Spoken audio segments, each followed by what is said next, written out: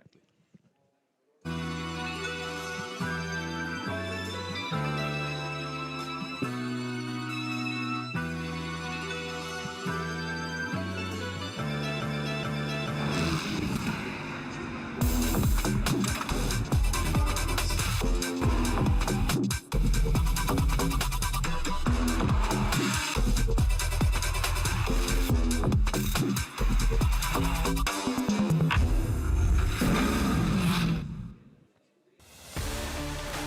Well, the sky is falling out of the sky. It's late autumn here on the Adriatic coast of Italy at Misano World Circuit. Marco Simoncelli to give it its full name.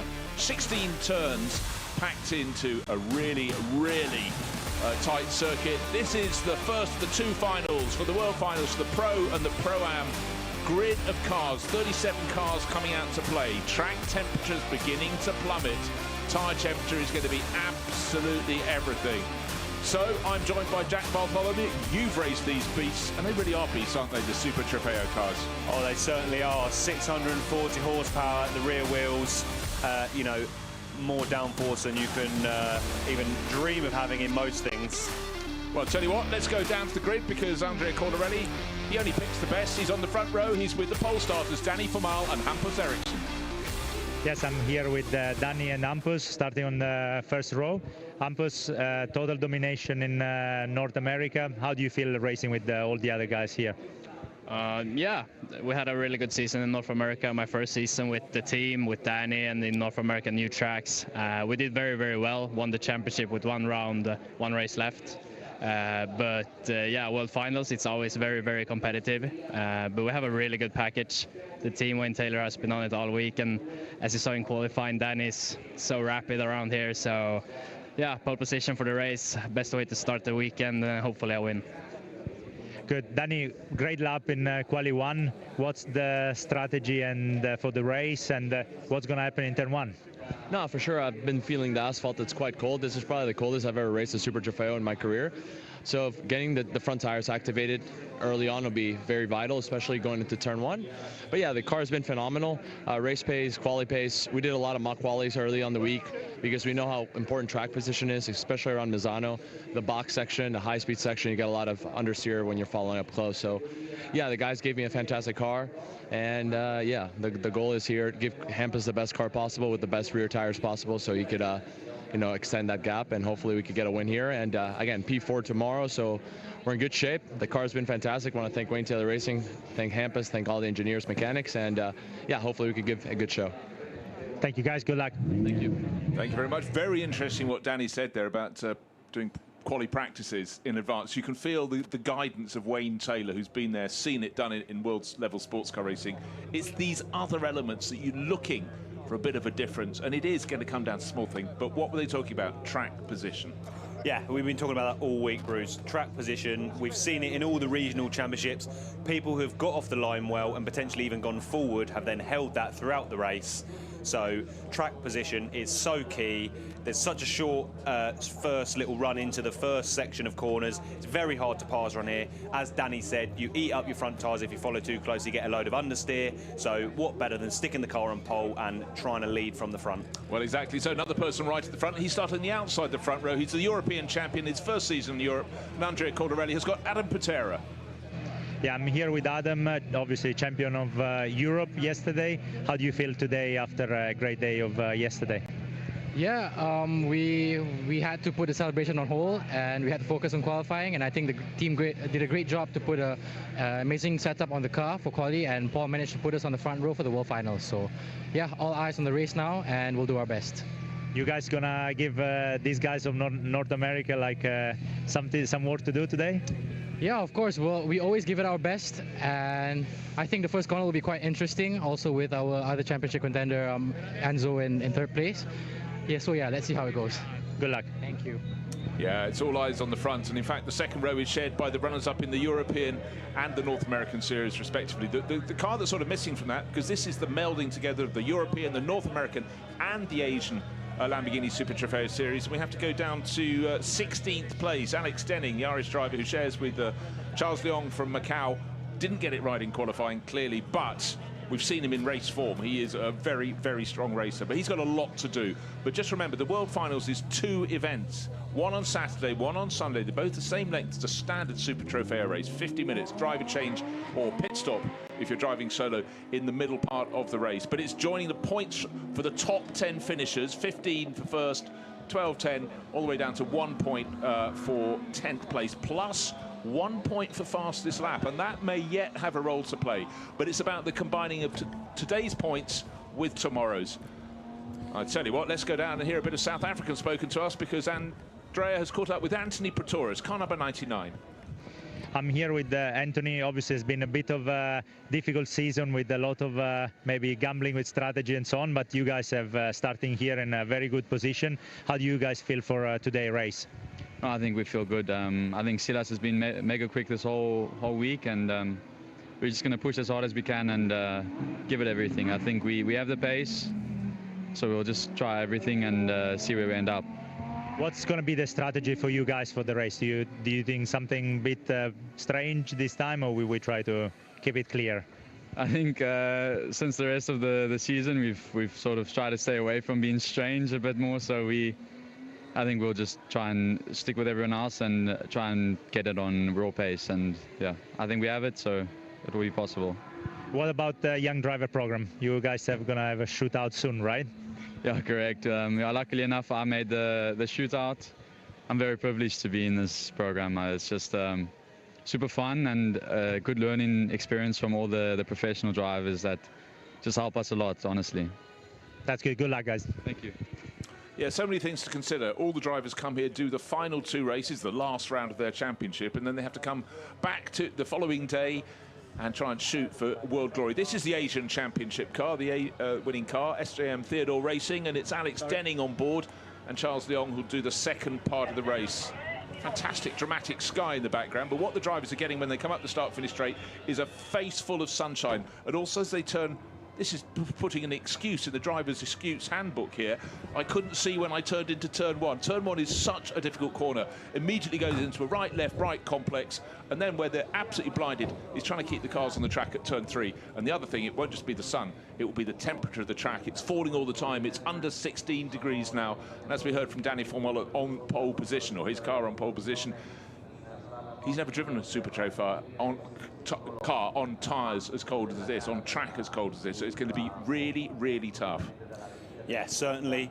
We're getting back into the realms, like we said earlier in the weekend, where just working the tyres really hard on the warm-up, the 1 or 2 warm-up laps, and even the first couple of laps of the stint is going to be crucial.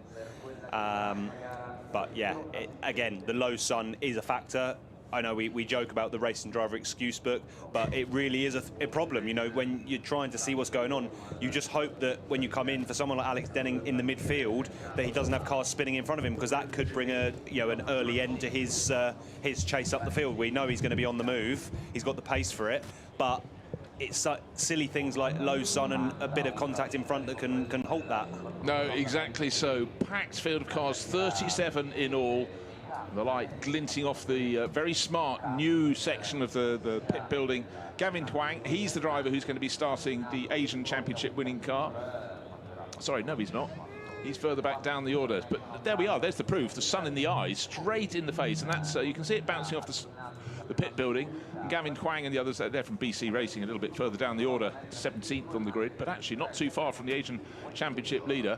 Now, this is a car that's been moved up for the World Finals, raced in the AM class in the North American Series, and Lindsay Brewer will be kicking off. She's an American racer, just coming across some single-seaters this year. Jem Hepworth, who seems slightly quicker in that car, will do the second part, but they've been pushed up to join the more experienced crew, so this is going to be a learning curve for them. Right. Last moments for the drivers. Vincenzo Sospiri Racing, that will be Paul Levet. There he is, Paul Levet on the pit wall side, and yeah, that sun is really quite an issue. By the end of the race, it won't be. It would have dropped around the hill, down behind the hills, just inland from the Adriatic coast here on the eastern flank of Italy. This is always my argument for keeping a traditional visor, even when you're in a GT car. A lot of people tend to swap for the GT tin top visor, where it's basically the top of the visor still on the helmet, but the main visor's cut off. But I always used to err on keeping the normal visor for days like this. There you go, but these are things you can only learn by learning them and by being out there experiencing, getting it wrong potentially, but you get it right the next time around. If not, you can carry on doing it for the rest of your life. But, you know, right, here we have it. 37 cars coming out to play, 50 minutes of racing. This is the first of 2 races that form the World Finals for the Pro and Pro-Am honours here at Misano. This is the World Finals. We've settled the 3 national, well, not the regional champions, the Asians, the North Americans, and the European Series, all been sorted. This is the very short run going down to turn 1. Great to have a drone shot showing us the field. It seems not particularly wide when you go 1, 2 abreast into it, but at the start there'll be 3. And where that beautiful painting is outside the circuit saying Riviera di Rimini, well, we'll see a few cars going across there. You can be sure of that, because if your choice is hitting someone or going wide, you go wide. Here's the front row. North American champion Danny Formal from Costa Rica, alongside French racer Paul Levet. He ended up 3rd in the European Series because he missed one of the round, and his teammate Adam Patera took the title. Row number 2, Enzo Garacci, 2nd in Europe, and alongside Will Bamber, keeping it neat, 2nd in the North American Series. So really, cream does rise to the top, but certainly for the European and North American crews. Silas Löwenritter, 5th on the grid. He's had an up and down season. The pace is there. Now he needs the consistency. Giacomo Pedrini alongside for Target Racing. Colin Queen going solo in this. He had a teammate in the North American Series. Solo this. Benedetto Strignano also running solo, also frequently in the top 10. Nick Persing won one of the races here this weekend, but it's a blank sheet, a clean slate as you go into the World Finals. And alongside him was Luca Segu, then Guido Lucchetti and Ernie Francis, drivers from either side of the Atlantic. It's largely pro cars at the front of the field, as you'd expect. The top qualifier from the Asian Series is Ethan Brown in 13th place. And alongside him, he has Al Moray. Then Darius Trinka, Lithuanian racer, and Alex Denning, the Asian Series champion with Charles Leong, down in 16th place. Gavin Huang and Jonathan Chicotto. Well, Jonathan will do the second part of the race. He's very, very quick indeed. He's got pole for the other race. Then we've got Milos Pavlovic and Rosario Messina. That's 10 rows of cars. We're only just past the halfway point on this grid. It's going to be busy. Jacob Riegel, he's racing this one, not with Ethan Brown, but he's racing for Lippert Motorsport. He too is going solo. And Kalle Bergman, Swedish racer, also for Lippert Motorsport, sitting right alongside. 23rd on the grid, we go down to row number 12 to find the 23rd starter. Glenn McGee, he'll be sharing with Graham Doyle, finding a very good pairing in the Pro-Am class. And the Korean entry, it's Yang Jiatong alongside him. Then we go to Lin Kang and Kai Shun Liu on the next row, and the team Mikonek Motorsport from Czechia, formerly the Czech Republic, Bronek Formanek, and alongside him Shota Abkazava, then Ugo Bak racing solo, Matteo Seidemann, another driver who's been promoted into the main race here for the Pro and Pro-Ams.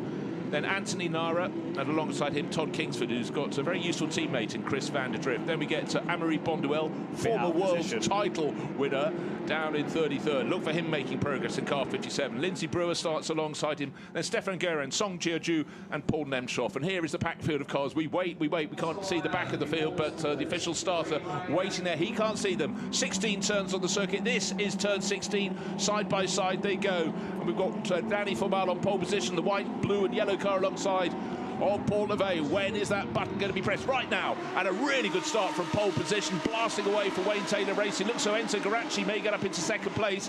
Will he depose Paul Levet? Yes, he will. Trying to go around the outside. Well, very, very busy indeed. Person trying to make the move there was Will Bamber, 129. Equal for 3rd. 1, maybe 2, 3, 4, 5, 6. Well, maybe 10 cars have cut across between turns 1 and 2. That will be looked at by the officials. Oh, and a spinner right at the tail of the field. I think that was what might have been Nick Persing, one of the Wayne Taylor Racing cars. But importantly for Wayne, not only is one of his cars in the lead of the race, but it's already putting clear. Danny Formal is making a fantastic break. He didn't get compromised. Had a really, really good blast off from pole position.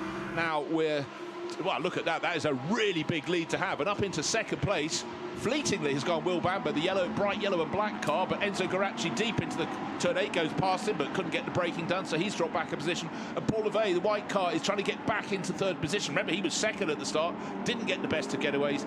Now he's maybe stemmed the flow away from that fabulous low shot. Look at the drama of that as they go out of turn 10 with that autumnal sky above them. But, oh, well, you can go wide, you can go wider, and wider still, as we're seeing at the back end. I would say full marks for those in the first top half of the field. A very, very tidy start.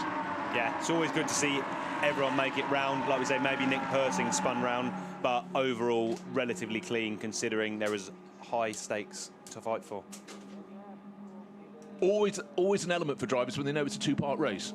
You know, But you sort of forget that. You're still just so focused. You've only got another 36 cars with identical performance around you, and you've got to get it right. But at the end of the opening, that is a very, very tiny lead for Danny Formal. Must be over a second, I would suggest. Will Bamber has worked his way 1.3 seconds behind him. Paul Levey tucked on his tail, just half a second in behind. Looks as though the best of the top runner in Pro-Am is down in 11th place. Good start for Lucas Aguirre. He certainly gained a fair few positions. No, in fact, I'll tell you what, he's exactly where he started the race, so around 10th or 11th position. Yeah. But close, but tidy, I would suggest right now. Yeah. We'll take that. Danny Formal just showing, again, his really aggressive driving style, and I'd actually say he still currently races karts quite a lot. That really shows in the way he can just switch the tyres on, because that's something you have to do in karting. So, you know, he's just using all this experience that he has. Although maybe he's used to racing in warmer climates, he can still switch the car on in these cold climates, and, you know, he's a second and a half up the road after one lap. You know, across all the, I was going to say the years, the decades I've been covering motor racing, some drivers just have this exquisite skill to be able to hit it on very, very cold tyres. I remember eons ago, young Scottish driver David Coulthard, fantastic for the first 2 laps. And let's face it, if you're racing in British Formula 3, you're going to be racing on some pretty cold tracks, cold, windy tracks. Coming here in the autumn, we didn't know what to expect. It looked like it's going to be 5 days of sunshine. Then yesterday, we thought for these races, rain was coming through. It didn't. We'll take that. But what the drivers do not have is heat in their Hankook racing rubber. And around we go, and we'll straighten you all back up again. Well, that was, I'll help you, and I'll help you a little bit more. Turn 14, such a tricky corner. You come through a couple of really fast, well, a bit of bodywork flying off there, a bit of someone's splitter, trying to work out who it was who was given the push and the shove. Number 9, I believe. It was number 9, okay. So that's Target Racing, Patrick Frabroni. Okay, well, they've had a pretty good run through the course this weekend so far. Could have been a whole lot worse. Return to the track, or return to the right angle of direction. Bit of a gap from 5th place backwards behind Sylvan Ritter. There's another 2.5 seconds back to Benedetto Strignano, but our race leader 1.9 seconds.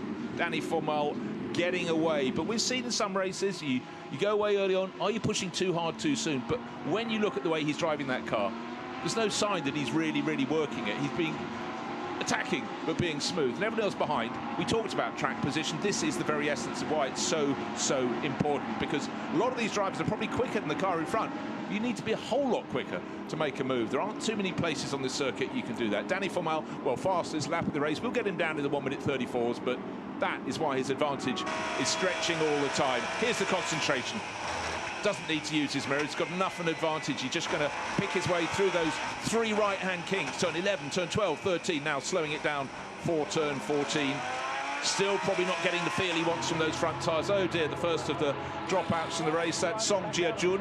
Brendan Leach rushes out to speak to him.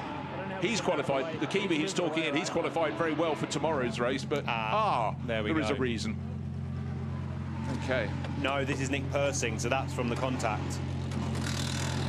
So from that being spun round on lap 1, he obviously picked up some damage on the left rear. Yeah, damage on the left rear, and certainly wouldn't have helped the car going out there. So 2 cars in the pit lane, as we can see. Danny Formal is not in the pit lane. He will at some point. He'll come in to serve a pit stop, but I would suggest he will stay out as long as he feels he can before the pit window closes, because he is the form driver right now. He got the pole position. He's got a lead of 2.3 seconds, and if you can add 1/3 of a second every lap, this is going to be very useful. Hampus Eriksson will be rubbing his hands. Will Bamber in 2nd place, comfortable cushion, similar margin, 2 and a bit seconds back to Paul Levey, and then comes the Oregon car of Enzo Garacci. And really good to see Silas Levin Retter going well. Who's out on the move? Alex Denning. There you go. He started way down from where he'd hoped to be, down in, what did we say, 16th place. Started this lap 9th, he's now 8th. That's Guido Lucchetti. So several drivers here this weekend have shown they can really race, and Alex Denning is one of those. He's fantastic to watch. Who's his next target? It's Colin Queen, the white and red car in front. Here's the SJM Theodore car, and that is impressive. Yeah, it's a sign of a really good driver when they're able to make a lot of moves and overtake, you know, convincingly on a track that people say it's difficult to pass on. If they can make the moves happen, it's, you know, it's a sign of a true professional. Of course, YouTube professionals still do things like you put out messages, you say, oh, it's so hard to overtake on, but you know you can. But again, it's about keeping it clean. And at the start of the race, the worst place to be is the middle of the grid, because if anything goes wrong in front, I would suggest that's why Nick Persing went wide. He was in avoidance of someone else. There's Hampus Eriksson wearing the, well, if you're Swede, you have to wear a yellow and blue racing helmet. Nice and old school, actually, that design, I'd say. He is kitted up early. We're only 7 minutes in, and he is already kitted up and in the zone. So, you know, with the helmet on, it's a way of excluding extraneous matter. Yes. I think we can say, right, did I say 2.3 seconds? I mean 2.6 seconds now. That's the margin of advantage that Danny Formal has over fellow North American Series racer Will Bamber. They're leaving the rest far behind. However, I will mention several drivers have already got a final warning very, very early in the race for exceeding track limits too many times. Guido Lucchetti, car number 10, he's the one who's just been demoted by Alex Denning. And a couple of others as well. Matteo Seidemann, he's a bit further down the order. And Kang Ling as well. Further down the order, people being pretty tidy. A few attempted overtaking manoeuvres, but really the driver who's been on the move, two drivers. Oh dear, another one in the pits. Is that car number 205? I fear. No, it's 263. That was one that's already picked up a problem. Is this another puncture? Yes, I think it is. Bear in mind, we had a little bit of contact. We could see a little bit of debris and carpets flying around, and loose carbon fibre and a hot racing tyre are not the best of bedfellows. So I'm afraid two punctures being the score on that count. There is always tomorrow, and that's what we have to look towards. But for Danny Formal, today is the day. And in fact, Will Bamber matched him last time around to within 0.02 of a second. That's why the Kiwi is just edging away from the car behind. Paul Levey now 3.5 seconds back in third place. Tell you what, it's about time we had a look at a replay of the start of the raid. Neat and tidy, Danny Formal, black and blue car on the inside, Paul Levey on the outside. Brilliant start from the Costa Rican. Very good start from Enzo Goracci in second place. Got up ahead of Paul Levey. This is the head-on view. At the moment, they're waiting for the lights to go from red to green. And as soon as they do, the car with Bauhaus written on its nose, Danny Formal gets the job done. Will Bamber, the yellow and black car, goes around the outside of Paul Levey, fourth, getting into, well, third at that point. But then they managed to get around to Enzo Goracci in the next couple of corners. And all along, Danny Formal was making his escape. In the background, though, there were some running wide, including number 12. That should be Shota Abkazava. Wonderful shot with that low sunshine. Really arty, and car 110. That's where that went around. That's Glenn McGee. So for a lot of drivers, Nick Persing off on the left-hand side. The problems came early, but that many cars into a corner like turn one that's so tight, well, it's always very, very tricky indeed. And Shota Abkazava under investigation, along with Amaury Bonduel. Amaury started, what did he say? He started down his third. Yeah, he's risen up the order, but he started way down the order, and yeah, 33rd, and he's up to 21st. So he's been going okay, but maybe there was a bit of push and shove in that, we can't say. But under investigation at the moment. Time penalty, first one, 5 seconds for exceeding track limits, too many time. Matteo Seidemann, driver's been really going well in the AM class in the States, promoted to Pro-Am, but he's been using a little bit too much of the track beyond. Fastest lap for Will Bamber. He's actually 2 tenths a lap quicker on the last lap than Danny Formal. So maybe Danny Formal just managing the gap, looking after the tyres, making Will Bamber work his car harder, which is obviously then going to only, you know, make it easier for Hampus Eriksson in the second stint. That's always the thing with a Super Trofeo race. If you've got a second driver, even if you are the first and second driver, you've got to keep your tyres so they've got some life at the end of the race, and particularly in the hotter climates. If you push too hard too soon, you're in cruise at the end of the race. There's nothing you can really do about it. Right, this is a great view riding on board car number 3. Long way down the order, actually. That's Andrei Lewandowski.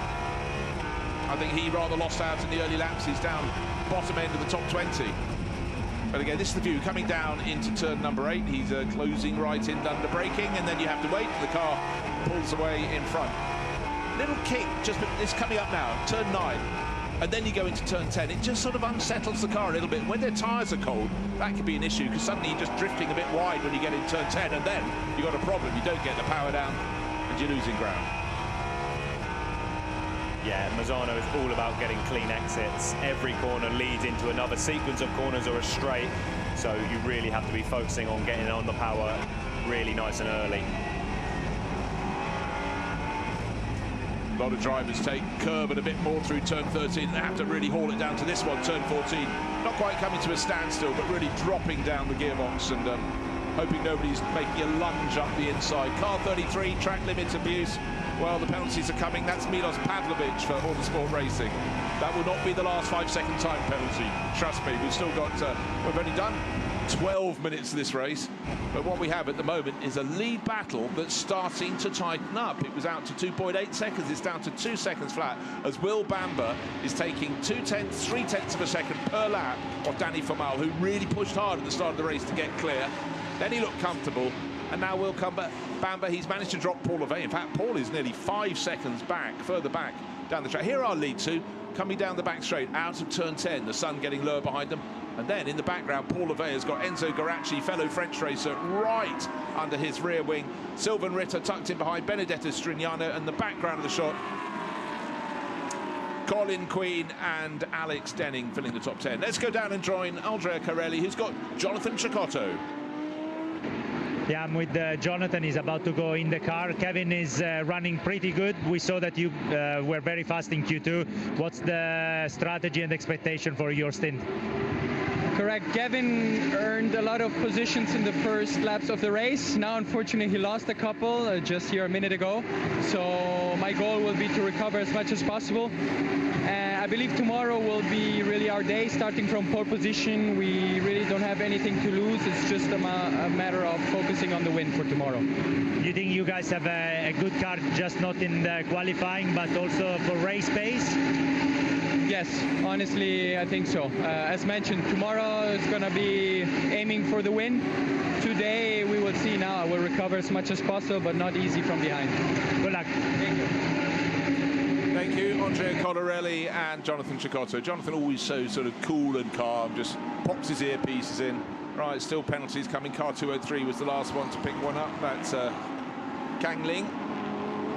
But up front, the lead got down to 1.9 seconds. It's sort of stabilising there, but for everyone in the pit lane, if you're not yet getting helmeted up, your time will come relatively soon.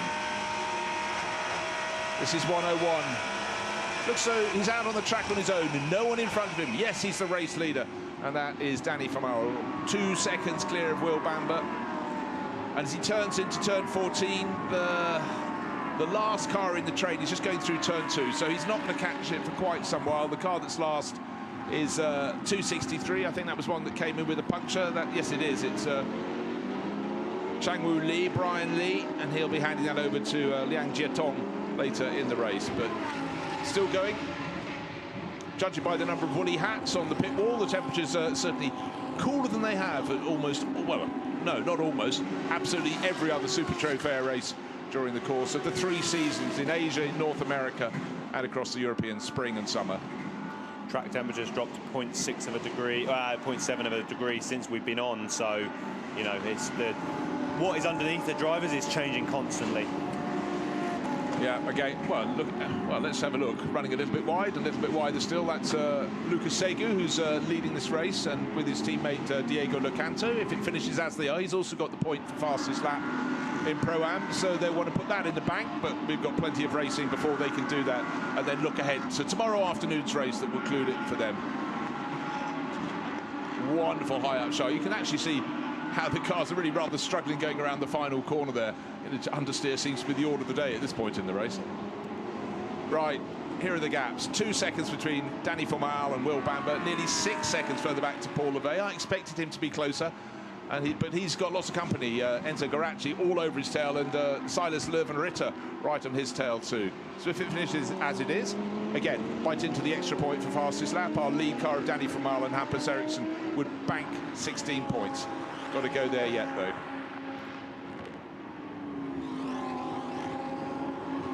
Looking to see when any moves will come. Looking to see if Alex Denning can pick up another position. He rose from, what would you say, 16th up to 8th. He's stuck behind Colin Queen. And Colin, I've been watching his progress this weekend. He's really sort of improving all the time. He's very good in an interview situation. He seems like a very calm and collected character, which is what you want rather than the traditional old-fashioned image of a hothead. Yeah, I was really impressed with him in race 2 of the USA, the final race of the season. Won the race on track. Obviously, they had a penalty, so they finished 3rd. But, you know, sensible, well-driven final stint, dealt with all the pressure from far more experienced drivers behind, and actually held the the win to the finish. So he's doing well up there in P7 at the moment. Was that an issue for 129? Looked like they had no, I think it's okay, but had a bit of a moment midway through turn 8 there. Maybe just really pushing the limits of what these Hankook tyres can manage. Well, I think he is. He took 0.2 of a second, 0.3 of a second out of the race leader, Danny Formal, last time to get it under the 2-second mark, which is... and all along, they're just gradually dropping the field behind, which is very good news for their second drivers when they take over. It will give them that comfortable cushion. Now, if you're only joining us for the World Finals, and we're in the second of the part ones, if you will, we had the first of the 2 races for the AM class runners and the Lamborghini Cup runners. This is the first for the Pro and the Pro-Ams, and we will repeat the programme tomorrow, and then we'll combine the points achieved, work out who are the World Finals champions in each of the classes, in Pro, in Pro-Am, in AM and Lamborghini Cup. Another nice, tidy run through turn 16, the final corner from Will Bamber. Will that lead to him closing in? Can't quite tell you yet. 1.7, well, nigh on identical lap times. 300th of a second gained by the New Zealander. The other drivers right now having to do what they have to do before they get on board.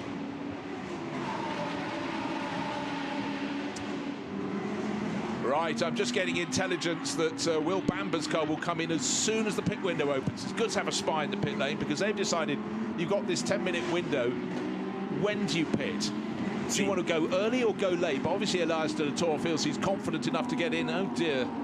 Sitting going nowhere. It's a car very bad place from the Pro. I mean, it's out of the final corner. It's one of the cars. I think is that Gavin Wang? I think it's Gavin Wang. Yeah.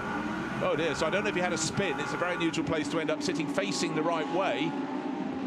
Just off the racing line on the inside. So. I mean, in fact, it's down in turn 14. I beg your pardon. So camera. Okay, has contact.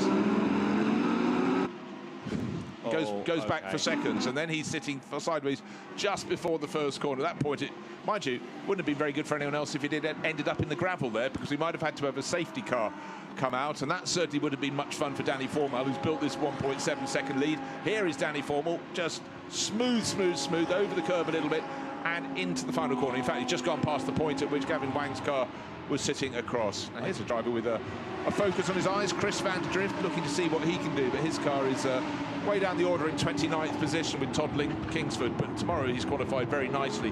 We get a lot of these, particularly in the Pro-Am pairings, where the AM was qualified for the first of 2 races, and the car's down towards the back, and then the Pro gets in and does the second qualifying that defines the second grid. Will Bamber, well, almost leaving the circuit past the popcorn stall there, as he runs very, very wide indeed. Still trying to close in. He is still closing in, but we're talking now only 1/10 of a second. And the information, the intelligence we got from the pit, from Andrea Cordarelli down the pits, is that as soon as that pit window is open, the yellow and black Harv car will be diving in and looking to do the driver change. I would suggest Danny Formal will stay out as long as he possibly can. Yeah, he's got track position. The pace is good. Interesting that the 129's looking to potentially stop early. Maybe they're trying like the Formula 1 style undercut. If they feel Elias de la Tour's pace is going to be similar, then stop early, get him in the car, avoid the back markers they might catch, get clear track, and hopefully jump the 101. And I think there's one other element in that. They've been given choice by the fact the next car, the car in third, is nearly 7 seconds behind. Yeah, having that gap to the car behind is a nice buffer to have. Okay, and Andrea is really hot on the tactics down there, and he said change of tactic for the car in second place. They've decided they're going to copy the tactic of whatever Wayne Taylor Racing does with Danny Formal, which has got to be the way to go. You can gauge exactly where you are. The undercut, well, I mean, it may work your way if there's an incident on the track, but I would suggest any incident that may occur in this race will be happening when the second set of drivers get in, when they're still getting a feel for their tyres in these low track and air temperature conditions, where it could be easy to have a spin when you're not quite conversant, but when you are at the moment, just keep going. In all honesty, because there's no change of tyres at the pit stop, the traditional undercut that Formula 1 have doesn't necessarily work. Will Bamber's absolutely flying. He's also got track position because he's out front with Danny Formal. He's chasing him, putting pressure on. Who knows? He might better have a stab up the inside before the end of the stint. So I would be staying out, and exactly that, mirroring exactly what Wayne Taylor Racing do. Yeah, and we can bury that word undercut, which gets used the whole time in Formula One. Right, 1.2 seconds is the gap. It's come down and down from 2.8 seconds. Driver leading, I think we're looking at car 72. Yes, we are. That's Luka Sega, who's risen to 9th overall, leading the Pro-Am class. He's 3 positions up the track ahead of Milos Pavlovic, with Darius Trinka, Lithuanian racer, coming 3rd in class in 15th overall. But the pit window is open. The driver changes are happening. Frederick Schandorf getting in that car. Well, what you would do if you had a Frederick Schandorf in your driver lineup, be very, very quick in anything with a Lamborghini.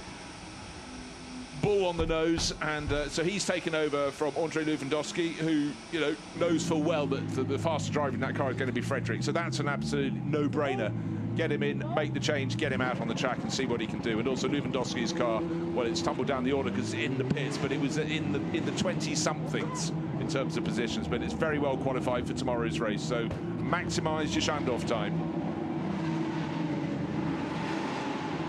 Slamming at the door there, that was Anthony Nara getting out, Dimitri Engelbert taking over. So the pit's still relatively quiet. It's been the people at the back of the pack largely, where the AM gets out as early as possible to get the Pro in to get the best possible result.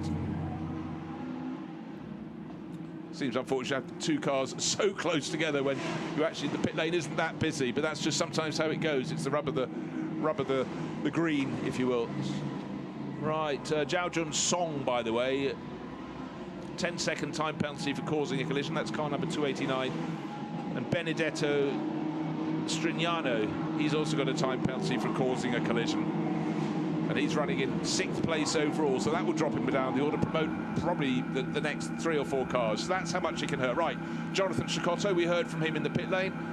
Gavin Huang had that moment that dropped his car right down the order, where he was sitting in the track at turn 15. As you can see, aerial shot of the slow, or more to the point, long twisting pit exit, and just rejoining the track. On the exit of turn number 3 comes the back end of the field with the second drivers getting on board. Another element we need to bring into the mix is Danny Formal continues to be chased in the lead of the race by Will Bamber. Is the pit stop minimum time from pit in, when you cross the white line at pit in to when you exit go over the white line on the pit out, 105 seconds, 108 if you're driving solo, 3 seconds longer, and that can change a little bit the racing order, but certainly I still think that's about fair. It'll be so interesting to see. Fastest lap of the race at the moment, 1 minute 34.291 seconds. I would suggest if anyone can break it, we're looking at him right here, right now. Jonathan Chicotto started this meeting in the worst possible way. Qualified very nicely for the first of the Asian Series races, and the end of the first formation lap, pulled to the side of the track, broken gear linkage, couldn't get to see what he could show for us. But today we might, but he's got a lot of traffic to pick off on his way forward. Yeah, certainly got his work cut out in this second stint. Right, this is Guido Lucchetti, who, as I just mentioned a short while ago, has got a penalty, and another penalty. We've just been talking about Jonathan Chicotto. He's got in the car. He hasn't done anything wrong, but track limit abuse, clearly all from his teammates, unless he went straight and added 1 to the pile. So he's got a 5-second penalty. Oh, well, frustration. Driver changes coming thick and fast. The battle at the front of the race still 1.2, 1.3 seconds between them. So Will Bamber's had a real charge, but he's going to get to the point fairly soon where he's got to be looking at what's left on the clock, how long before the pit window closes, when do I cut. But those first 2, Danny Formal, Will Bamber, will just keep on pushing until they get the message, come on in, your time is up. Paul Levey has actually sort of stemmed the flow. He was about 7 seconds down. He's 7.5 seconds down now in 3rd place. And then your new European champion Adam Patera will take over the number 6 that's going to be coming in from 3rd place.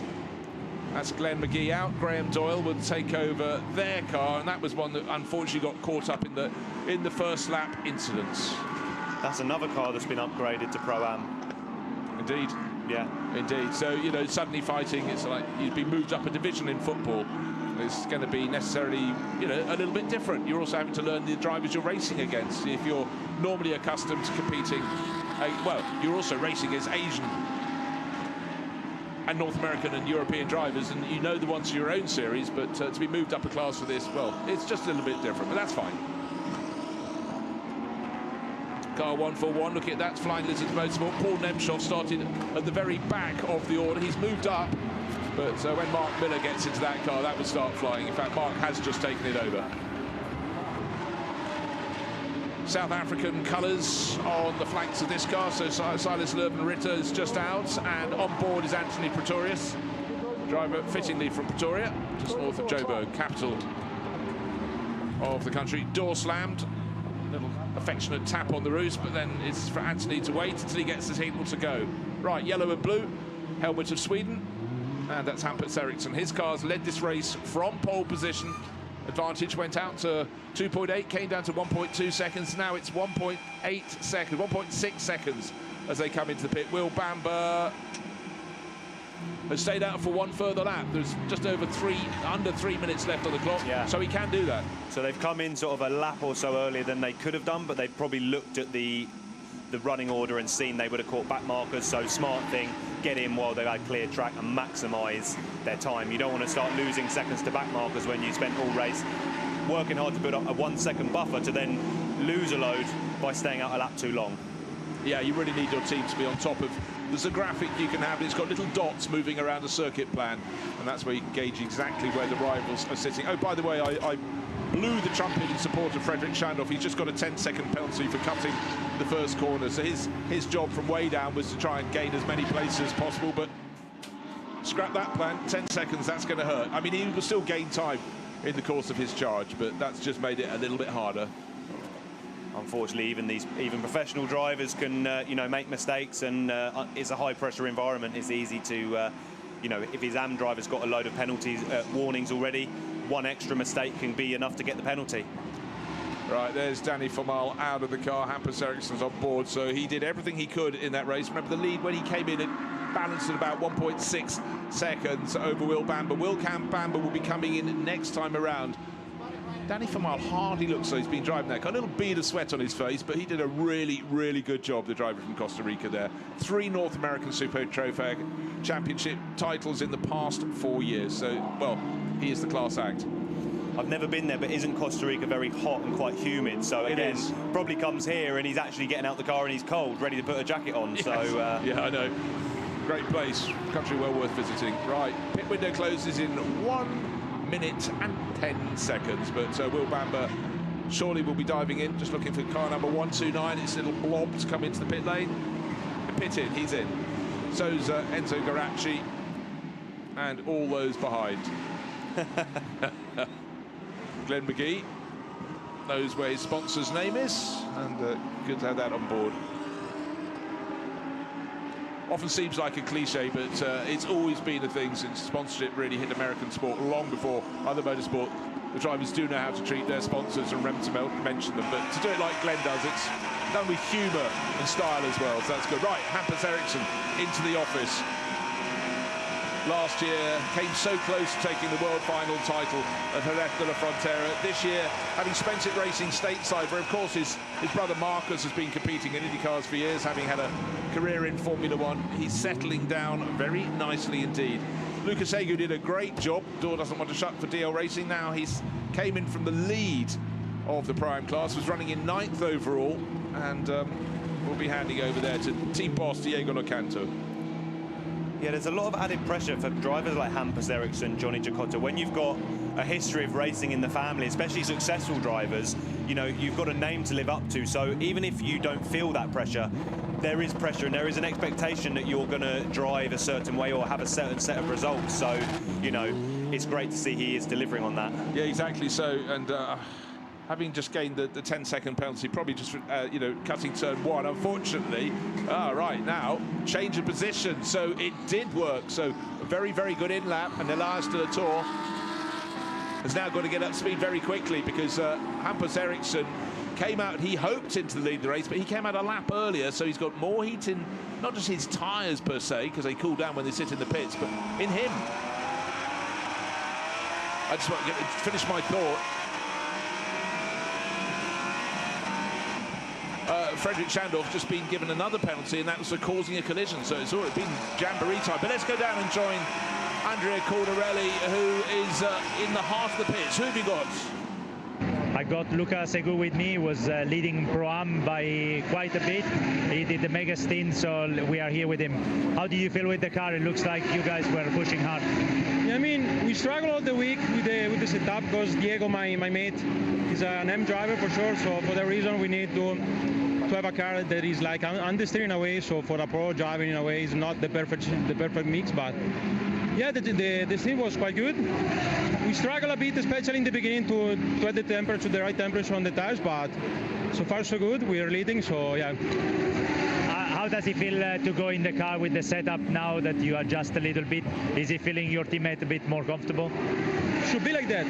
Yeah, I hope for it. I mean, the car now was a bit better than the quali, so yeah, should be good. Good luck. Yeah, very impressive drive from him. So leading Pro-Am and just waiting for the cars to go through. Just notice that battle between 232, the Asian title-winning car, and Colin Queen's car. After pit stop, Charles Leong has moved ahead up into 7th place, 16th to 7th. But this is second to first. And that's the point. The car that was second before the pit stops, the yellow and black one, has left the door very slightly open, and there was no stopping Hampus Eriksson there. But was he too deep into the corner? Certainly Elias de la Tour thinks so. So he moves back ahead. So he said, you can try and come past me, but you've got to do a better job than that. But time plenty. So I'm not averse to the lead cars changing position. It certainly makes it exciting. Some brilliant onboard camera footage here as he moved down the back straight, getting a tow. Now, how much does it hurt you? It's not always good to chase another car sitting under its rear wing. Round fast corners. Round fast corners, no. Up the straight, getting a slipstream is obviously you gain a few kilometres an hour. But if you sit too close to the car in front for too long, at high speed you'll generate understeer, sitting in the dirty air. The airflow and the heat coming out the exhaust is different to just the standard air you're driving through. So the change in the hot air versus the normal air affects the aerodynamics, but also that extra heat starts to heat up your front brakes and tires, which then adds additional wear. So you'll find that by sitting too closely, you start to wear out your tires a bit quicker as well. It's good to have a scientist sitting alongside me to explain all these concepts. Right, 0.3 of a second between the first two cars. That's what 0.3 of a second looks like. Very little. Elias de la Tour, the yellow and black car, out front for TR3 Racing. Wayne Taylor Racing on the 101. That's their car. And that's Hampus Eriksson looking for his moment. The light is beginning to fade. As they have their little battle, they are being caught. New European champion, rising Malaysian star Adam Patera is closing in. He's 6.4 seconds down. He's got Joseph Knopp, who took over from Enzo Garanci, 3 and a bit seconds behind. So for Adam Patera, he's clear to go. Oh, tail really starting to swing out of our race leader, Elias de la Tour. Do that too many times and you may be going for a spin, or more to the point, you won't be using your tyres efficiently. If you want to come round, you go round the outside. There isn't an outside. There you have it, blocked off. And you know for well, Hampus knew that too, but he's got to just keep doing whatever he can to unseat. In the background's Adam Patera. Keep an eye on that white, yellow and blue car from VSR. I think he's too far back with a quarter of an hour to go to catch them, but all he can do is try. Certainly, and you never know, these two might come to blows. You like to hope it won't. You never like to see a race finish like that, but tensions running high. As the tyres start to wear out, mistakes can creep in at the business end of a race. No, they certainly can, but it makes for, wonderful observation around the 16 turns. Oh dear, this is a car that did so well in the Pro-Am Series in the state, Conrad Geis and Jason Hart. But that's a car that's being parked rather than being raced, so that's very disappointing indeed. Conrad Geis bringing that one in. Right, where is the move going to come? It's going to come somewhere. It's a question of where. Just double-checking exactly where the traffic is around them. Yeah, Elias de la Tour just needs to make his car twice as wide as it is and just, make sure at all the braking zones he's got it covered on the way in. If anything, go defensive and just really try and get the car turned and get the focus on the exits. That's the key when you're defending. Yeah, they're coming up on Brian Changmu Lee at the moment. He'll be the next car they catch. Out of turn 8 they can go. They can see his brake lights on up ahead, so he just goes into the kink at turn 9. There they come, flashing on hard. A little bit of a breathing space this time around for Elias de la Tour.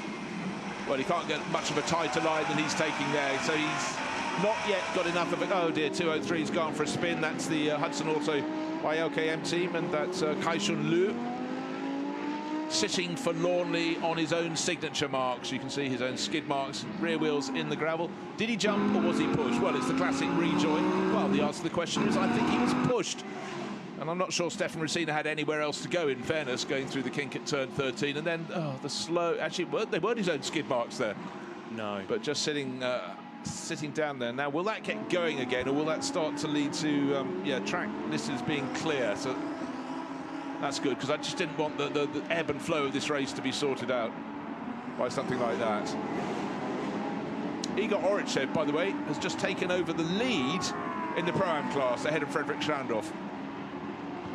Number 12 shares the Artline car with Showtime Kazava, and he was the driver who, literally on the penultimate lap of the World Finals last year, Jerez de la Frontera, gained the extra point for the fastest lap to go with the points he gained.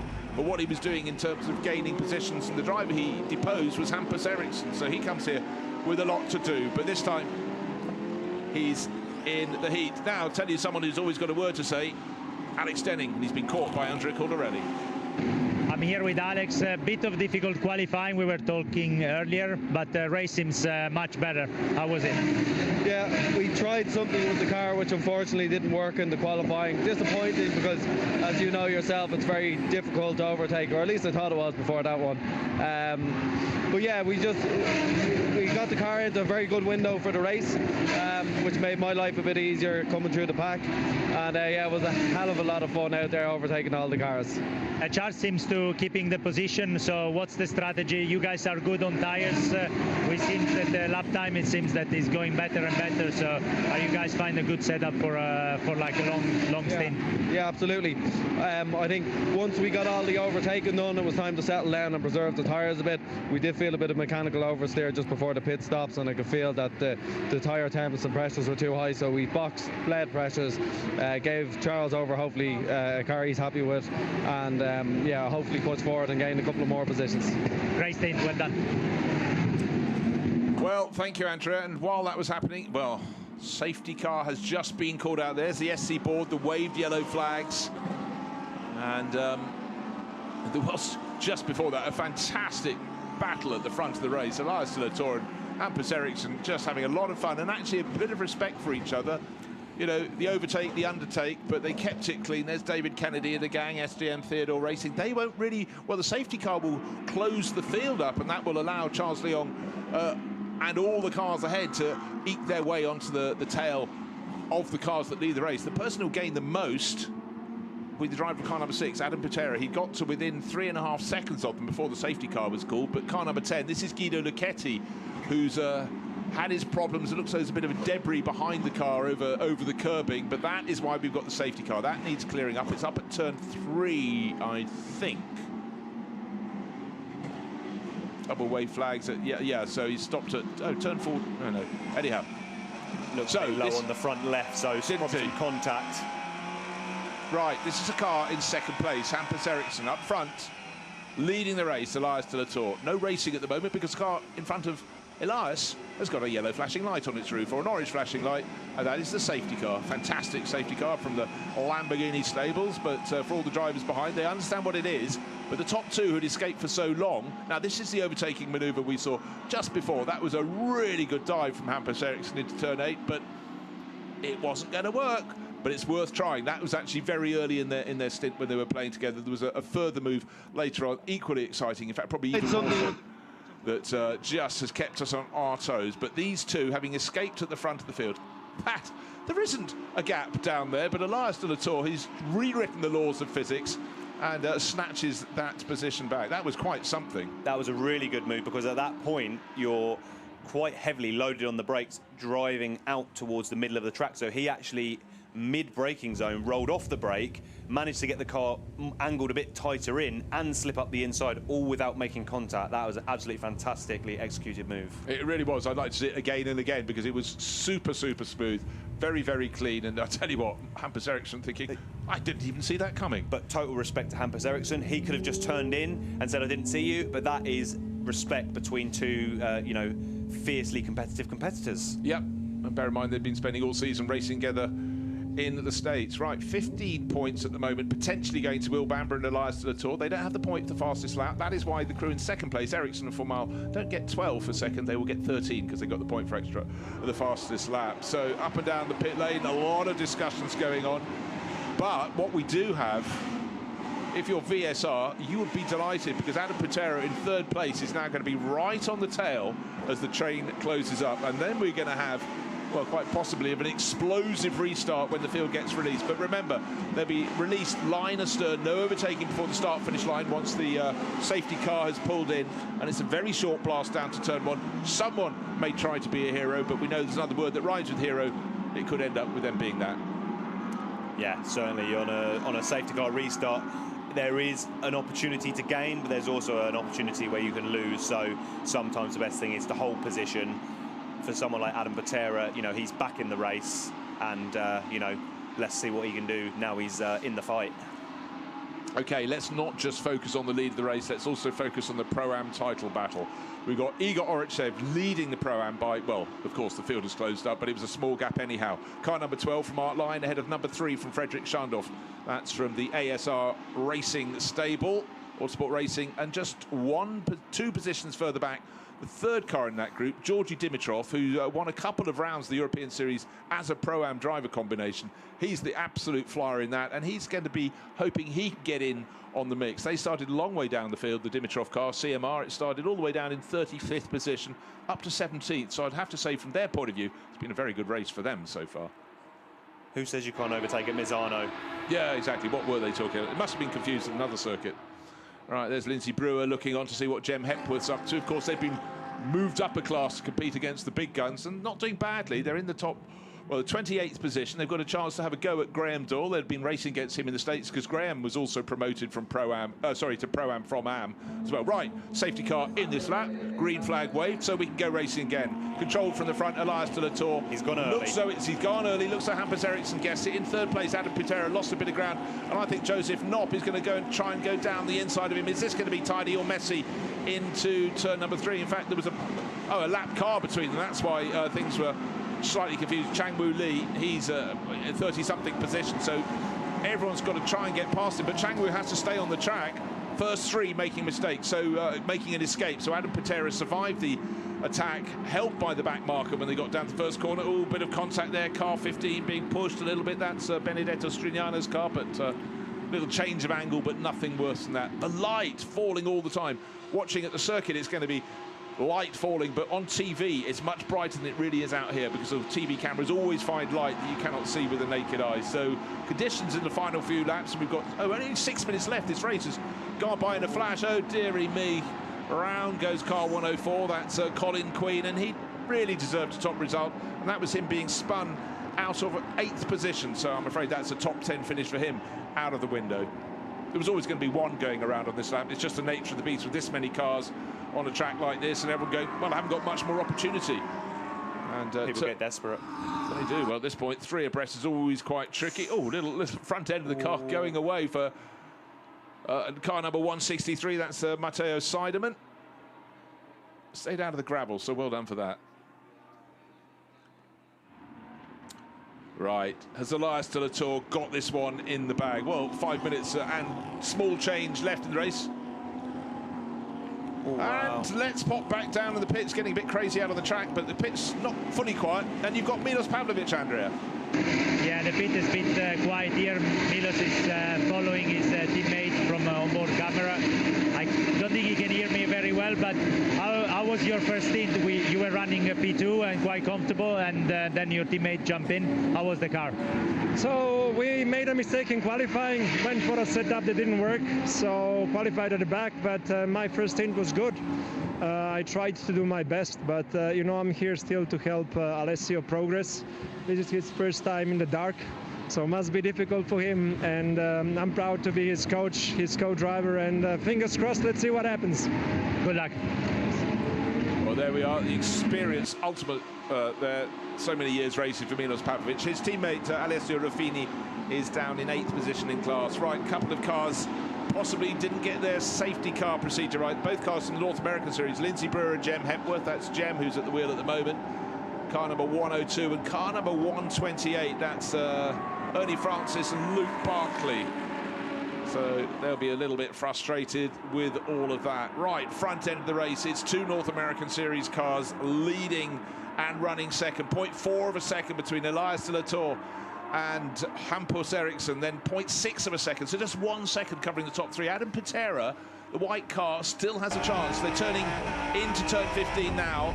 This is riding on board with Fredrik Schandorf, who's leading the Pro-Am class, gaining positions all the time.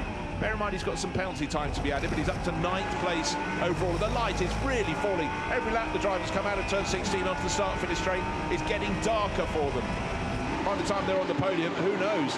And who knows where to look? Just 0.2 of a second between first and second. Will it be victory for TR3 Racing, car number 129, or Wayne Taylor Racing, car 101? They've been fighting all season in the North American Super Trophy, and right now this is the first of the two races, the Pro and Pro-Am runners. Second race Sunday here at Misano, but this one with just 3 minutes remaining on the clock.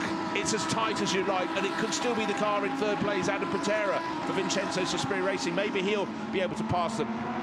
Battle for fourth position tight too. Joseph Knopp has got Anthony Pretorius all over his tail, behind Benedetto Strignano, Luke Barkley, and a lot of places suddenly been dropped. 2-3-2, I was looking for it. Charles Leon was up in 7th place. He's tumbled down and down to 13th.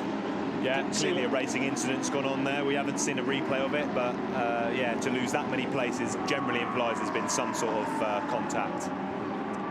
So busy out on the track, almost have time to look at the incident screen to track it down. People still being pinged for cutting corners. Nobody else really knowing where to look. Is it going to be Elias de la Tour winning this race? Will it be Hampus Eriksson, or will it be Adam Patera? The top three covered by 1 second. Here comes the yellow and black car from TR3 Racing. De la Tour, Eriksson, Patera. Patera has absolutely astonished me, coming to Europe, not knowing the circuits, wins the European Super Trofeo. Now he's trying to take it to the North American Joe. These two finished second and first respectively in the championship, but there aren't many more chances. There's this lap and one further lap to go to complete the first half of the World Finals for the pros and pro-ams.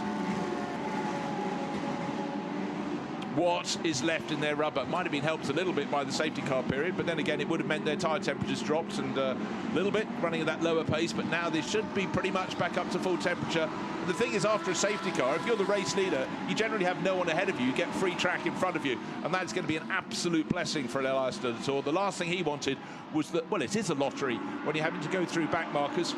Oh, not quite push and shove, but about as close as you'd like. Hampus Eriksson literally on the tail of the car in front. The kink at 9, onto the brakes a little bit, and at that point Adam Patera could be helping Elias de la Tour if he can just make Eriksson have a little thought about, if I go a little bit wide, there might be a car diving up the inside. It nearly happened at turn 10. It didn't. Now use the slipstream, but then you go through the first of the kinks. That's turn 11. Better exit for the top two onto the back straight than it was from Adam Patera in third place. This is the penultimate lap of the first part of the World Finals for the pros and the pro-ams. Can Adam Patera in the white car at the back still have a role to play in this? I don't think he's close enough to make a move for victory, but he might be able to make a move that gives him second place and actually would then take the pressure off Elias de la Tour. But hey, let's not discount Hampus Eriksson, the black car in the middle, from making a move for Wayne Taylor Racing. He's super close at the moment. Down to the first corner they go, and again out of corners it seems Adam Patera drops back a little each time. I can't explain why. And in the background a few other cars running very wide indeed. There could be some place changes there. There has been one change I've just noticed. Fredrik Schandorf has got up into the lead of the Pro-Am class. There he is, car number 3. He's moved past Igor Oretchev. Now he's going to be setting off after Luke Barkley. So well, very impressive indeed. I don't know if any of that was with the cars running out wide, but look how tight it is. Tail end of the top 10. 3 and 12, they're running in 8th and 9th positions.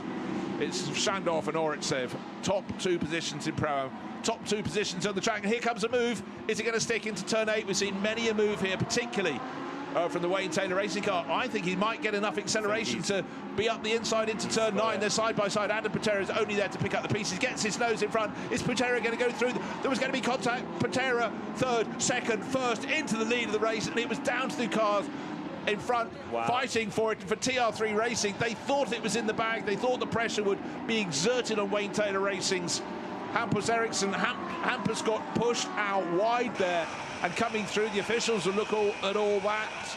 Already Patera was on a final warning for track limits. Totally different element to consider. That's nothing to do with push and shove. It looks like front wing a little bit. Is that sticking up or is it? Yeah, it is. Front edge of his car. A bit of bodywork is up, but here we go. Turn 15. What comes next? Turn 16. Final corner, final lap. The first part of the World Finals. And Adam Patera needs to go in a straight line to get the finish line as soon as he possibly can. But he crosses a line first. Number 6 takes victory there. Adam Patera, new European champion, Elias de la Tour. What happened to Ericsson? Well, Ericsson has lost a lot of positions. He's suddenly fallen down to 7th position overall. Joseph Knox come up into 3rd. Benedetto Strignano into 4th. 5th has become Anthony Pretorius. 6th, Luke Barkley. 7th, Ericsson. So what? Did he pick up a puncture maybe in that contact? You can see there's a bodywork where it shouldn't be on the flank, the nose of Adam Patera, building on the work of Paul Levey, very much in 3rd place, about 7 seconds down before the pit stops, behind the North American dicing duo, but there was half an opportunity, quarter of an opportunity, and Adam Patera died for it. He had to make the move up at between turns 9 and 10 as the first 2 runners, Elias de la Tour and Hampus Eriksson, were fighting for position. It was only going to be gifted to him, but he had to be there to make the move. But victory there for number 6 for Vincenzo Sospiri Racing. And also on that last lap, Frederick Schandorf suddenly went tumbling down the order. Mind you, he had some penalties to be added. So Igor Orechev has taken victory in the Pro-Am class in 8th place. Oh, they've actually stopped. No, he hasn't. He's also got... Oh, yeah, so he has. Yeah, a few penalties being applied at the moment, but... certainly at the moment, Adam Patera listed as the runner, so not making it to the finish. Maybe. Hampus Eriksson, he kept us entertained. He was doing a cracking job, but on that final lap, they got to there were 16 turns.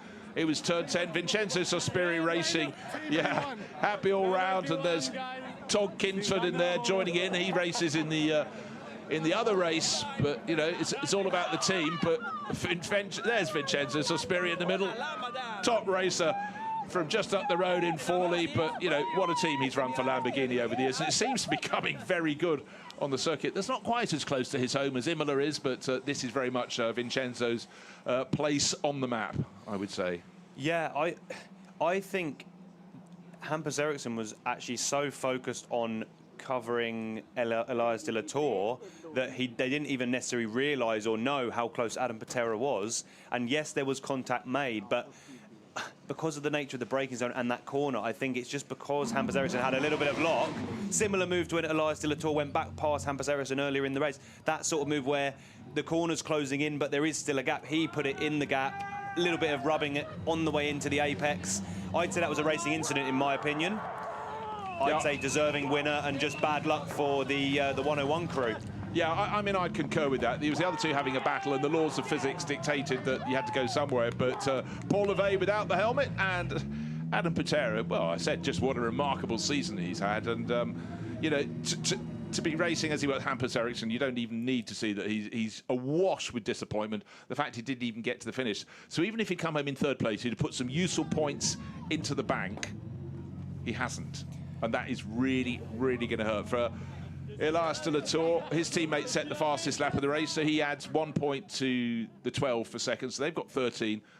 Adam Patera, well, he and his teammate Paul Levey have got 15 points in the bank. And there's been a change right at the end because I think some time penalties were added, and it means Chris van der Drift has come through to win the Pro-Am class, up in 12th place overall. So I'll have to keep scribbling on what I've written down already in my notes for after the race. But, well, for VSR, Paul Levey with the cap and Adam Patera, look at us, with a smile and the laugh. Well, he went into the fight. He was the add-on, if you will. The safety car definitely gave him a huge helping hand. He was already starting to make progress before that, so it's not all down to good fortune. But as everything opened out in front of him, he dived for what was a quarter of a gap, and it worked for him. So I think any moment now we may be getting... Andrea has caught up with our winners, and let's hear Andrea with Paul Levey and the driver who brought it home on the last lap, Adam Patera. Yes, Adam is here with me. Adam, what a nice move at the last lap. Yeah. Oh, wow. Yes, I knew they were going to fight. And I waited till the last lap, and I saw my opportunity. There was space on the inside, and I just sent it. Well done. So what do you think about your teammate last lap move? I think everyone saw the crazy job he did. Fastest car on track in the second stint, and in the end he did the overtake in the last lap. It's like an Hollywood scenario. So yeah, fantastic job. I'm very proud of him.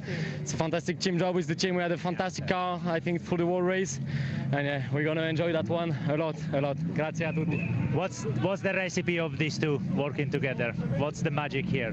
What's the magic? I think we get along very well. More than hard work, discipline, nothing else. Head down and he was at home last week to prepare for this championship, for the European, and now for the World Final. We worked a lot on the simulator, but a lot of things, and yeah, we are more than only drivers and teammates. We are friends, so I think it makes the difference in the end. Well done, guys. Well, at the start of the race, I fancied they'd be right in at the mix, but the safety car brought them into that scope. There was only one chance, and it was grabbed with both hands. And again, I'd love to see the replay of the incident, but it was a really clean move. We've had under investigation, various people have been picking up penalties. It's changed. Number 6 has been given a 5-second penalty for causing a collision. Just come through. Oh, just come through. Yes, there it is. So I'm afraid they're going to be cheering for second place at the moment, but. There we are. Suddenly they've become not second, they're winners. Elias De La Tour and Will Bamber. Helmet on for Will. He set the fastest lap of the race. There I was saying they've got 13 points. No, they've got 16 points to put in the back. For Adam Patera, still 12 points is a great scoop, but you know, to be leading in a really tight battle and to hold off the challenge of Hampus Eriksson, then have a third car in the mix, and then with half a lap to go to be imposed, the air must be out of your balloon, but suddenly it's back in. It's like Will Bamber just can't believe it. And Elias De La Tour, look at his eyes. I must say, from obviously what they said during the American series, how Will Bamber's more sort of in a coaching role. He had an amazing first stint closing the gap to Danny Formal, but the way Elias De La Tour drove that second stint and that move where he retook the lead after losing, I mean, it seemed a couple of times he left the door open at turn 8, but then he always seemed to have an answer into turn 10. Well, we've already had one winners interview. Let's go and have a second attempt, because we've got new winners down with Andrea. Yes, sorry, they are a bit trying to find a bit of a hugging here and there. Will, yeah. So, how was the last part of the race? I mean, I was spotting for Elias as much as possible. Sorry, I'm in disbelief. Obviously, we didn't know what it was going to be like. The race is super tight, amazing racing. Proud of this guy. You know, great future. We got together this year. He's improved every single step of the way. That was so much pressure. So he's got a bright future, this one here. How did you feel at the end of the race? There was a lot of things going on. What was in your mind at the end? Stay in front. Stay in front. Do whatever you can to stay in front. And right when that chaos happened at turn 10, the last lap, I just knew open up the corner and something was going to happen good. And it was about time. We needed a little bit of luck this weekend. Got a little bit unlucky to start, but it all came down, and all came down to a great start from him. Well done, boys. Thank you. Well, it's almost double the gift when you think you've lost it and it suddenly comes back your way. But you're quite right. You know, we've got a lot of drivers in Super Trofeo, including Elias De La Tour, young Lamborghini Academy drivers who are very short in experience, but they're learning and learning fast. The talent's there, but it's about bringing it out. And that does take really strong coaching from the team, from their mentor. And he delivered. That was extreme pressure. Yeah, that was, you know, he was under pressure, whether he was leading or in second. He had to react to everything that was going on around him, and he did. Even there, you know, in his interview, he knew that incident was going to happen. He just opened the steering, let it happen, let it unfold, and obviously a bit of luck, and it's gone their way. Well, here are the revised final results. A 5-second penalty costing victory for VSR, so Paul Levey and Adam Patera have to put their smiles away until tomorrow and drop to second place behind Elias De La Tour and Will Bamber for TR3 Racing. North American runners-up, but are they heading to world title here, the world finals at Misano? And Enzo Garacci, Joseph Knopp set third place for them. Sylvan Ritter, Anthony Pretorius fourth, Luke Barkley, Ernie Francis in fifth. And the top runner, the top finisher in the Pro-Am class with Todd Kingsford and Chris Van Drift. Just running down the other results, a few top names went missing at the end, but most notably the 101 crew that dominated from pole position and didn't get to finish the race at all. But it's a two-part race. We'll see what happens tomorrow. But let's go down shortly to the pit lane to join Andrea Caldarelli. He'll have the Pro-Am winners, but we're just getting through the graphic there. Right, let's go down and join Andrea with our Pro-Am winners. Oh, sorry, with the third place crew. I beg your pardon. I'm actually here with the third guys. Obviously, it was like a bit of a crazy race. You guys were looking from the back. What was going to your mind? So, in my second stint, we had some little issues. So, surviving this race was the main point, which we did it quite well. P3, we take it for tomorrow, and that's it. What was the issue, if I can ask? Not comment now. I don't know still, but we take it just what it is, and I'm quite happy. What did you think about the race? Obviously, it was in the car at the end. It was a bit thrilling, but I guess you were excited to see what was happening in the front with the other cars. Yeah, of course. Since the first lap of Joseph, it was the fight with all the other cars. We had the rhythm all the week, so it's just an accomplishment of all our hard work. Well done, guys. Thank you. Thank you very much. Just to correct myself, that's, of course, the crew that came through into third place at the end in that final lap sort out. You've got to be there to take the points, and these points get added to whatever points they score in tomorrow's race, with points for the top 10 finishers. Then we'll work out who is the world final champion in Pro-Am, and the separate race for Am and Lamborghini Cup chargers. And night has really fallen very quickly. Turning around from our commentary box, it's full darkness here at Misano, pretty dark behind the podium, but plenty of conversation. But the happiest smiles, Will Bamber in the middle of the shot, Elias Latour getting a pat on the back. So they were heading for win or second. They came across the line in second, and it became a win. But, you know, the top three crews, super strong. For Enzo Garacci and Joseph Knopp, of course, they got some very tidy points for third place overall. But you do have to feel for the 101 crew from Wayne Taylor Racing. Led the race, got caught, really clean battle. I was so impressed by the battling between both pairs of drivers, and yet it came to blows, the smallest of blows in many ways in motor racing, but the result not good, and the 101 didn't get to finish, and Hampus Eriksson had to park it, and we saw his shoulders down as he just brought himself back to the pits. Gutted. Yeah, you know, he knows deep down he's now only an outsider for the overall title. They could go and win the race tomorrow and hope everyone has a rough result, but realistically they are now outside of the real front guys challenging for the overall title. But any three of those pairings deserve to win the race, so it's unfortunate it came to blows, but that is motorsport. Yeah, absolutely it is. So Joseph Knopp, Enzo Garacci out onto the podium already for third place for the Oregon team. Second place hurts all the more. I mean, you know, they would have been probably quite happy with second place running through the race. That was one up from where they were running through most of the race. But Adam Patera and Paul LeVay, well, they'll have to come back and try again tomorrow. But by dint of giving a 5-second penalty them onto the top step, the drivers that led onto the last lap, Elias de la Tour and Will Bamber.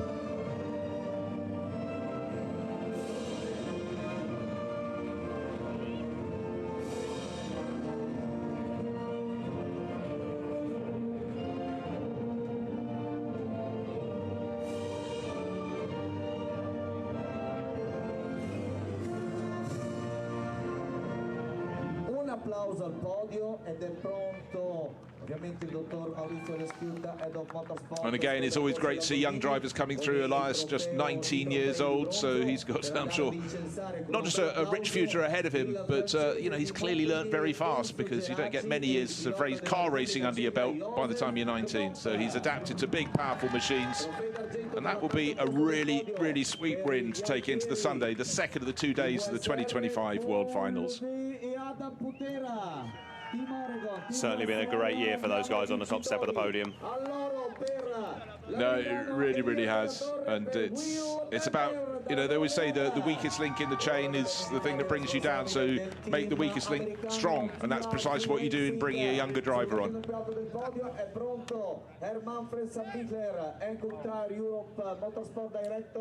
So there we are, a Hankook trophy for the winning team for TR3 Racing.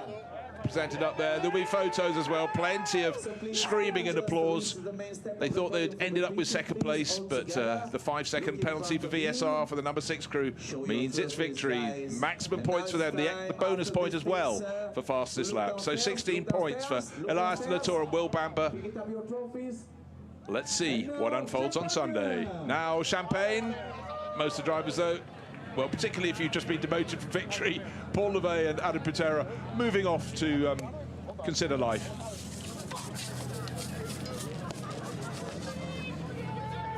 È il momento di cambiare le bandiere dopo la festa sul podio, perché ci prepariamo per la cerimonia Pro AM. I vincitori della Pro, soprattutto i vincitori della classifica. Victory going to the bright yellow and black car from TR3 Racing. Will Bamber, who started, who chased down Danny Formal, set the fastest lap. In fact, there should be another point being added to theirs because they've got the fastest lap. But anyhow, Will Bamber, Elias de la Tour, 15 points to take into tomorrow as their foundation block. Paul Levey and Adam Pitera, second place, they get 12. Enzo Garacci, Joseph Knott, 10 points for third place, and so on down. With Anthony Pretorius, Silas Löwenritter moving up from 5th on the grid to 4th. They'll be pleased with that. But eventually, the 101 crew ending up a little further down the order than they would have liked, but they know they've got the pace in the car, and they've again qualified well for the second race tomorrow. Right, the Lamborghini, I beg your pardon, the Pro-Am podium about to fire into life, and we'll expect obviously the top 3 finishers in that. Car number 74, BDR competition, Antonin and Dimitri Engelbert.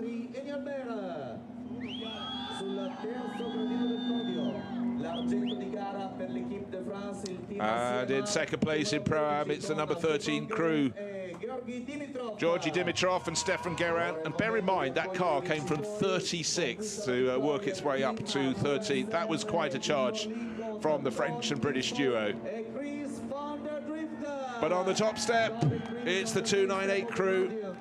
VSR from the Asian Championship, Todd Kingsford. We saw him leaping down when he thought the sister car for the team had won the race, but he shared with Chris van der Drift. They get the top podium.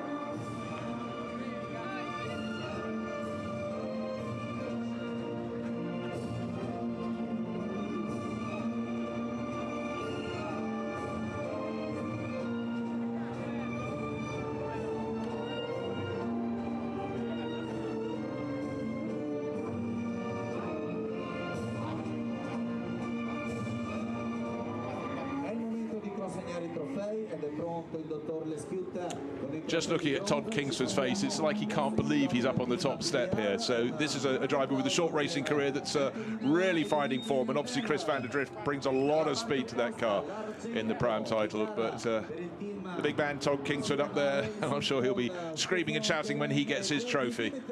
It's like we said earlier, if you can really listen to your professional, your coach, and learn and soak in all that experience, as an amateur, you can really, your trajectory is unlimited. You know, you can progress so quickly if you're prepared to listen and take in all that knowledge. Yeah, I mean, the fastest gain in any sporting career is in the early days, but if you do listen, you do advance. It's much harder for a pro to find another 1/10 of a second because they'll be lapping consistently on the pace. But there we are, VSR, another trophy. They're really going to need a bigger van to take all the trophies back to Fawley at the end this week, by the looks of things. That's very good. Then you can show your trophies looking downstairs, please. Looking down. Don't forget, for some of these drivers, they appear on podiums all around the world a lot, and for others it's just a massive novelty. But I think being in the World Finals, that's something very, very special indeed. It's the culmination, it's the adding of the 3 championships, the Asian, the North European, the European, North American and European Series, the World Super Trofeos, and it's, you never know. You don't know how those championships are going to combine, you know, where the rankings fall. They change every year. But look, 3 different teams and 3 different nationalities all taking honours here. So that's another really, really good sign for Lamborghini and for the World Finals. Yeah, it really is a worldwide brand and championship.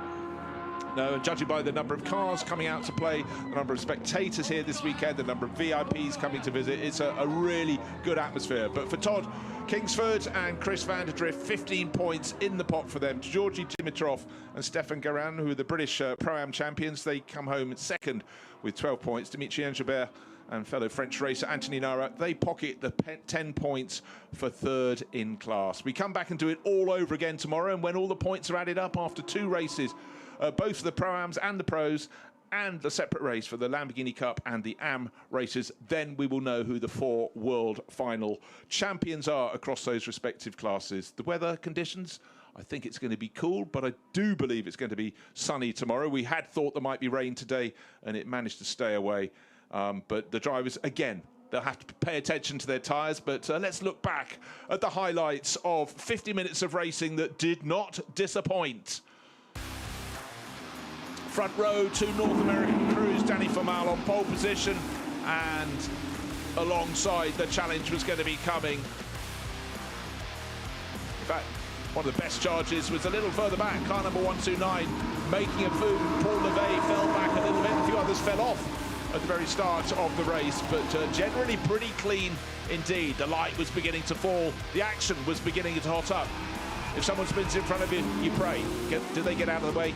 Generally they do, but still the accidents were coming up and down the field. But at the front end, it was all about Danny Formal pulling away, and it was a question of how much Will Bamber would fall away. But after a while, Will started coming back. The gap was closing and closing. It was just over a second when they came to the pit stops. There was a little bit of push and shove, a little bit more, but generally it was good. And at the front end, the racing was absolutely fantastic.